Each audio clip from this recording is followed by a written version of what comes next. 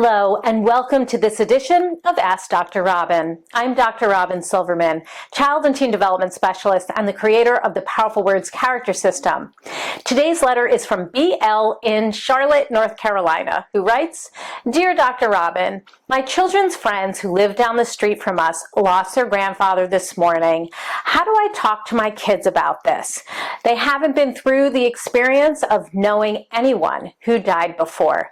They've seen their friend's grandfather several times, so they knew him and really liked him. I want them to know how to be kind and comforting to their friends during this tough time, and also how to talk to kids about death. Well, thank you, BL. I'm so sorry to hear about your neighbor. I devote a whole chapter in my book, How to Talk to Kids About Anything, to discussing death and dying with kids, because it's one of the toughest conversations that we can have. After all, we worry about burdening our kids with this heavy topic, and we might think that they won't really understand it anyway, but we must talk to them about tough topics. And while the concept of death will fluctuate in their minds and their understanding, you're showing them that you are open to having these conversations with kids, answering questions, and being a support when they're suffering loss. So number one, be honest. Be clear, be kind. When talking to your kids about death, it's important to be truthful. Death is complex, so using euphemisms like went to sleep or even passed away can sometimes be confusing to kids.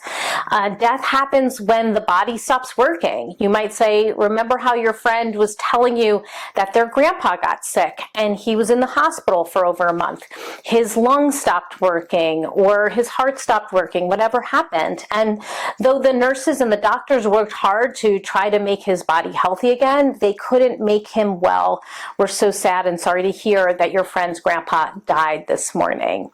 Number two, ask them how they're feeling. Talk to your children about their emotions and answer any additional questions that they might have. Listen. Keep the door open as children process complex emotions and issues over a period of time. Questions may seem to come out of nowhere. This is completely normal. Answer them honestly, and if you don't know, you can say, I don't know, or you can look it up together on a reputable website.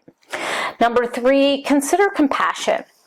Talk to your children about the many ways that people show kindness and compassion to others when someone in the family has died. Ask them how they might like to show compassion through, for example, making a card or baking or cooking for that family or doing some kind of commemorative gesture that would be meaningful to them. Kids often have great ideas about what they can do to help their friends. There's a lot more to this conversation, but this is a really good start. Keep the door open to more as they ask questions and want to talk about this topic over time.